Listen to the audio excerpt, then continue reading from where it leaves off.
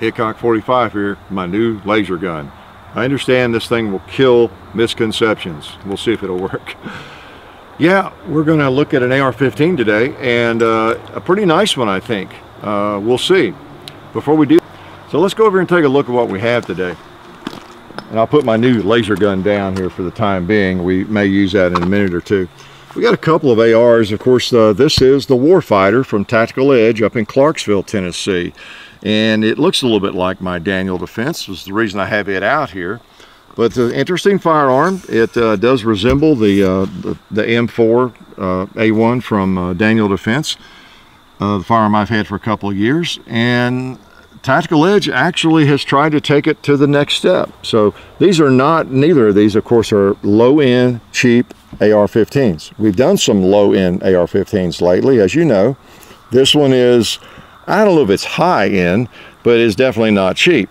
You know, both of these are in the, what, $1,500 range, $1,600 vicinity, and are proud of it. You know, I mean, they have features and they have things that make them very, very functional and maybe very reliable and maybe suitable for war. This one is called the Warfighter, and it's put together by some fellows who have been to war. That's one reason we're even looking at it. I have run into these fellows at gun shows in recent months, years maybe, from Tactical Edge, and have chatted with them from time to time, looked at their firearms, because they're local. They're right up the road from me in my backyard, and so I had some interest in it. And the more I've learned about it, the more I thought, you know what, we ought to do one of these things. Particularly these guys are right up the road, Fort Campbell, and they're local, and they seem to make a good AR-15, okay? Now, everybody who knows anything about an AR-15 ought to be able to put one together that works, and what they're trying to do is make one that is really battle ready. You know, they have used these firearms in battle, and I think everybody, almost everybody associated with that company is either a veteran or they're serving currently, you know, like right across the road and up the road a little bit at Fort Campbell. And they have I guess it's the 5th group. They got some special ops guys over at Fort Campbell testing these things. And they really, really want to make a firearm that will take a beating. You know, when they hand me this thing, to go abuse it. I said, well, I'm not going to abuse it, but you know, we'll shoot it and see what we think about it. And so that's kind of their attitude. They want to make a really functional, the best AR that they can possibly make. And they've done some things. They think they've taken it a step or two above the Daniel Defense. Now, I don't mean that in a critical way. I mean, that's really what they would tell you. So we're going to take a few shots with it and see what we think about it. I have been shooting it for actually, I guess, a couple of weeks, and it's a good one. And you know, they make everything, or they designed the rail, the buffer tube. They're responsible. Some of the stuff they make right there in Clarksville, others they designed it and it's theirs, but I'm not sure exactly where. Maybe it's made. You can check their website, talk to them, but they're responsible for the upper, the lower, the rail, the buffer tube. What else? You know, it's got and of course the bolt carrier group, which they're really proud of. But you can see it has a standard grip, and the stock is a Mission First Battle Link, which I put on my Daniel Defense. I really like that. It's a minimalist. It's really nice. And they've got a what's it, a Landtech Dragon muzzle brake on theirs. Okay, I'm not crazy about muzzle brakes, but it does work. It's loud, but it works. Okay, so we're going to take a few shots with it and see if it will fire, which I know it will. Hopefully I can see the sights. All right, they do something a little bit different with the rail, even though it looks like the Daniel Defense rail. We'll talk a little more about it. It's got kind of a hollowed out, the rails, these 3 rails, and provides maybe a little bit of insulation against the heat from the barrel. So I think maybe the rail does not get quite as warm as the Daniel Defense would, although neither one, I think, has a problem with overheating. They're pretty good sized rails, but that's why we've got the heat detector out. We thought we'd check that a little bit. Okay, I have fired 3 magazines through it fairly quickly, and it was no problem at all to hold it, but I thought we'd do a little temperature reading there possibly. So let's see if I can see the sights here. If it's too dark, I'm going to see if I can pop a red plate with it.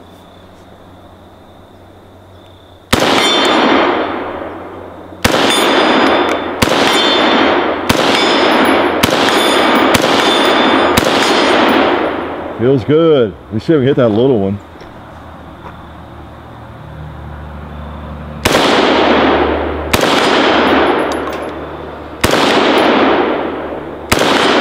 All right. And somebody set a 2-liter over there.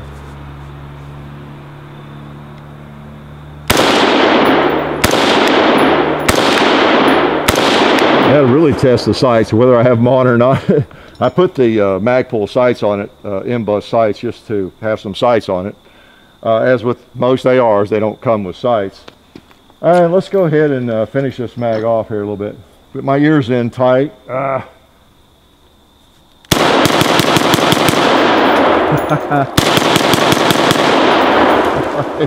Now, we were shooting it before the video. We shot a couple of mags, I guess, just kind of sporadically. So it was already warm, and we're empty. Okay, so I thought what we'd do, just to see if there's any difference, maybe just give you an idea. I'll see what the temperature is on the barrel. It's like, what, 233? Hit it again, 236, 235. Okay, let's just write down 235 on the barrel. 235 degrees, and see what the rail is. And get it on the rail here. I'm not as accurate with these things as some people. I think you're supposed to hold it back a little bit. 79.5, 84.5. Am I getting just rail? 82, 77, 82. Check the bottom. 77, 77, 75.9, 79, 82. Okay, let's just put 80. How's that fair enough? I don't know. Okay, so rather than shoot like tons of rounds and try to shoot exactly the same number of rounds through both firearms, I just do this, give you an idea. If it, I don't know, it may not tell us anything, but since I have that little gizmo, I thought we'd do it. Okay, so so we know the numbers there. Let me tell you a little bit about this, what I do know about it.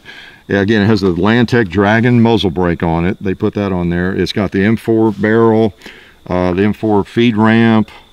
They really, you know, you name it, if you're going to build one or you're going to buy one, if you really know ARs and you're looking for the stuff that's kind of important to you to start with, because you know you don't mind paying $1,000 or $1,500 for it, you're going to want the things like they have, the steel barrel nut, the M4 ramp, this interesting rail, of course, works. You got 4 different quick detach spots on it, 4 on the rail.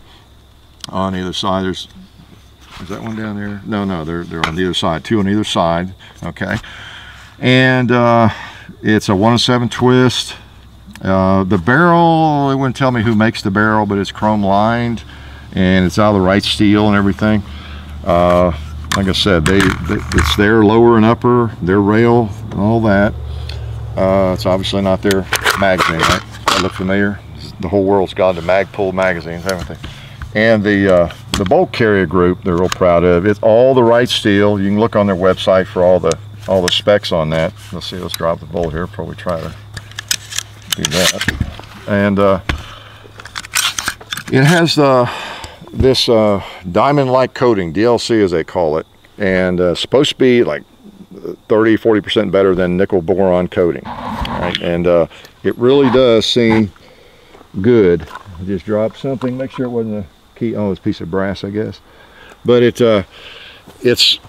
is so slick. A couple of different times I know at gun shows they've taken that bolt and they have put a file on it, you know, just kind of grating against your nerve, you know, filing on it, trying to damage it. So it's very, very hard. It's very, very slick. And I get to get some carbon off of it and dirt. Okay, get good and dirty like a black powder endeavor here.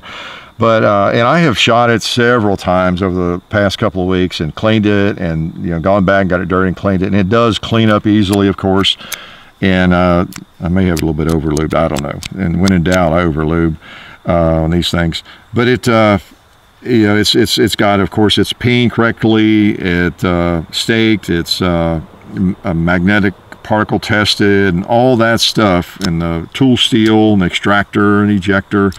So you can check out all the specs on that if you're concerned about that. But I tell you, I'm kind of sold on the bolt carrier. I mean, I do like it. I bought one for my I don't know, a week or so ago for my Daniel Defense, and it has a nice bolt and carrier in it. But I don't know. I'm trying to get that Daniel Defense upgraded to where it's kind of my ideal AR for what I like on an AR. Got good sights on it, LWRC. That's my favorite stock. You know, as far as I know, this bolt, it seems to be as good as any bolt I've ever seen. I like it. It's a good one, best I can tell. So that's what I'm doing with mine. And so I put my money where my mouth was on that bolt. I do like it. And what do I have here? Oh, close that up. All right. So again, these guys are right up the road. They're vets, they're current soldiers, and I don't know, I thought, well, we need to shoot their gun. You know, these guys, they're our neighbors, and they're trying to make a really good firearm. We've done ARs, and we haven't done them for a while. Let's just see if they're willing to give one of these things up and shoot the thing, okay? So we're happy to bring it to you and give them a little publicity, which could be good or could be bad.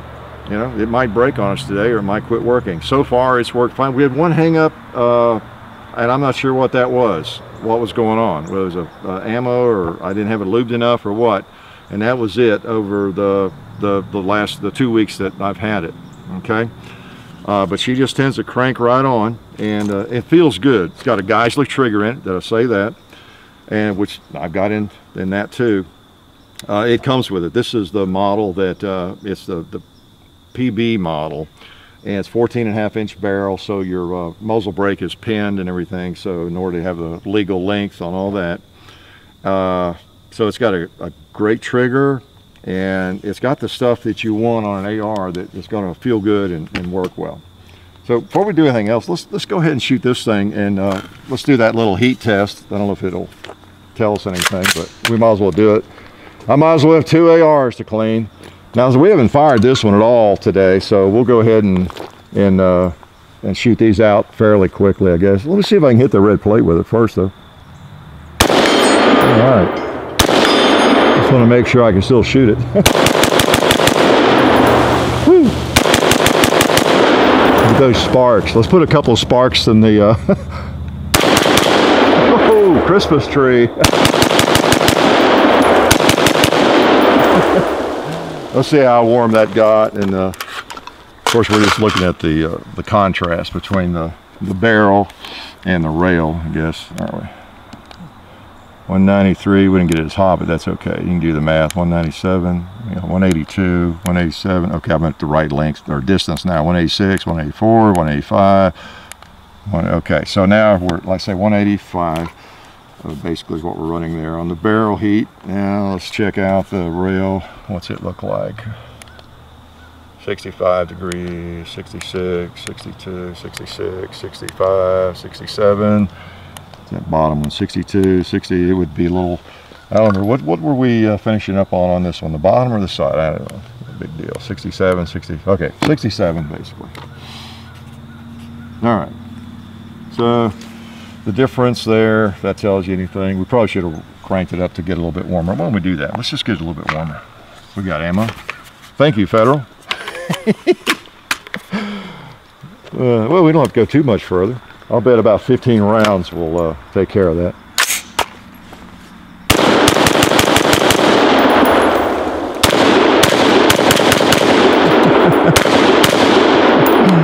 That ought to warm it up to close to the same temperature.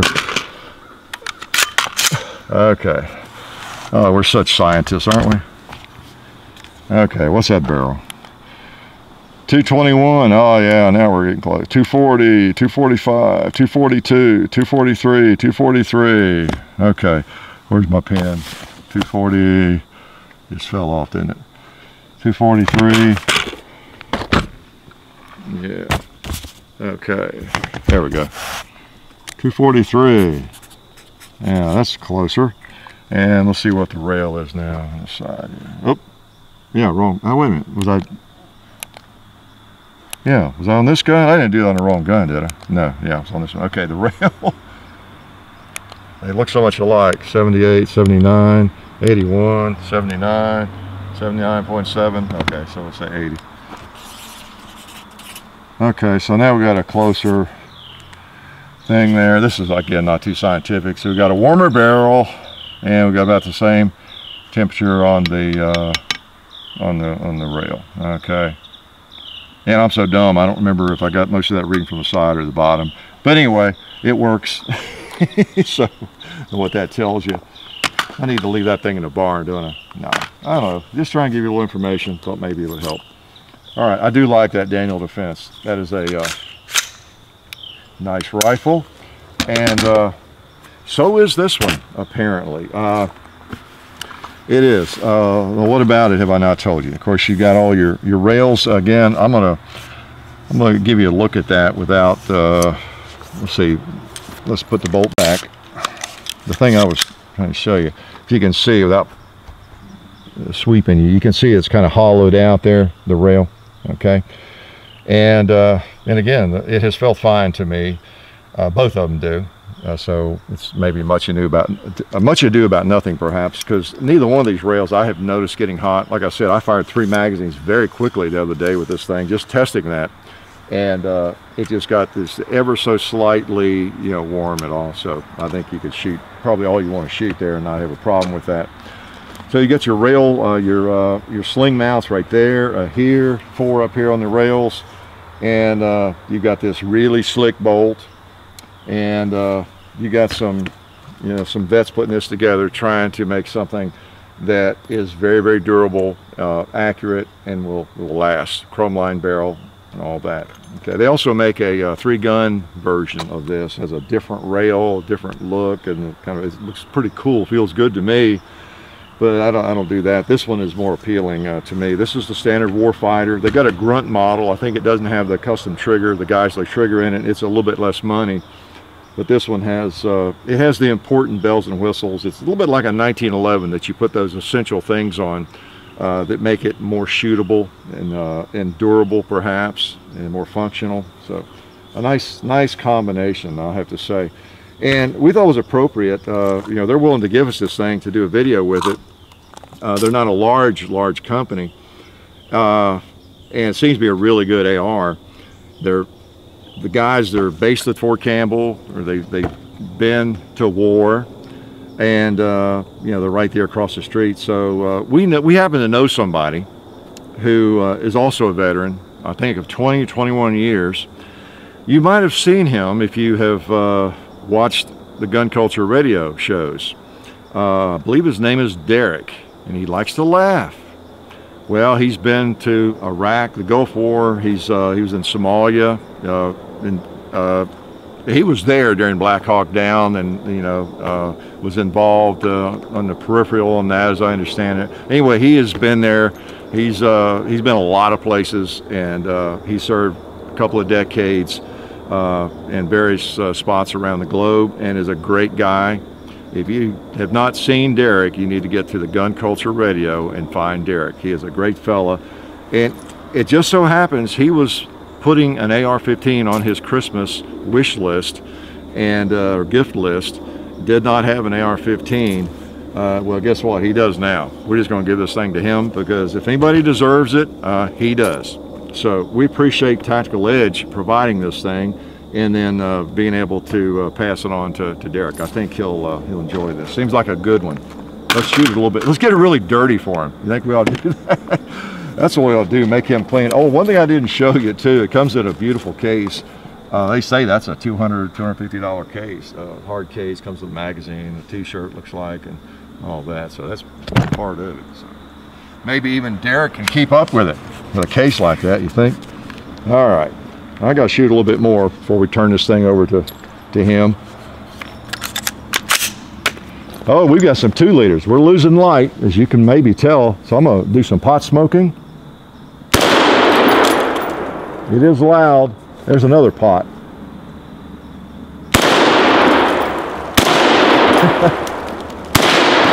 And there's some 2-liters. Yeah, several 2-liters. Man, I can't, I need a red dot if I'm going to be shooting at night. This is like a night shoot. Let's go over there and see if we can hit that. I don't know if I can see the sight well. Let's hit the red plate some more, but let me try it.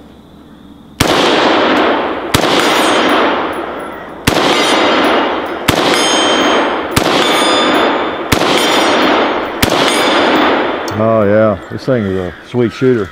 I'm gonna get that 2-liter without hitting the steel there. And this guy, I want to see some more sparks too.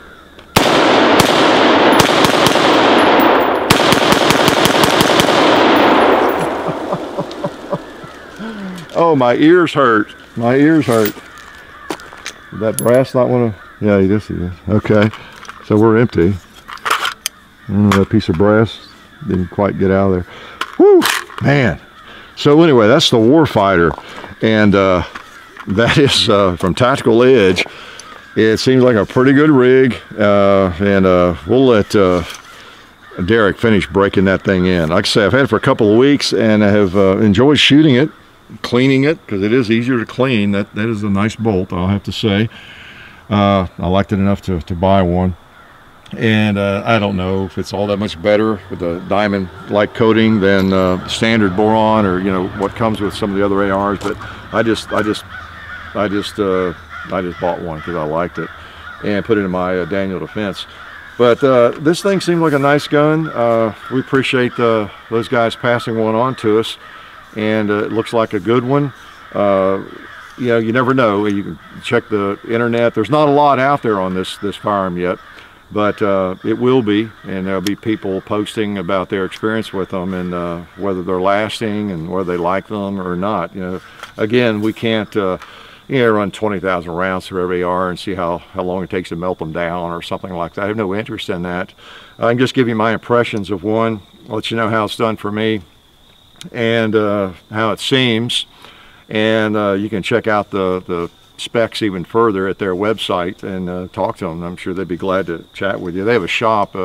It's right across from Grandpa's up on 41A, just this side, a little bit this side of Fort Campbell. And I think they're going to open up a new shop across the street, I believe they said. But so they'd be glad to talk to you about it. They really are. I do know this. They are serious about trying to build a better AR, and they have used them, in combat and in training. So they have a concept much more than I do of what makes a good AR, or makes one that's durable and it lasts. So anyway, that's the Warfighter. And Derrick, if you're watching, I hope you enjoy it. Congratulations. Life is good. We'd like to thank one of our sponsors, SDI, the Sonoran Desert Institute. SDI has fully accredited distance learning programs where you can get certified in gunsmithing, or even an associate's degree in firearms technology. Of course, the study includes hands-on experience, which is important, of course. So check it out. Go to sdi.edu or just click on the link in the description. Okay. And also, we'd like to remind you to check out the Hickok 45 Facebook page and the Hickok 45 and Son channel and its Facebook page, as well as Gun Culture Radio on iTunes. Now remember all this, because I'm coming to your house randomly over the next year or two to give you a quiz on it, okay? Thank you.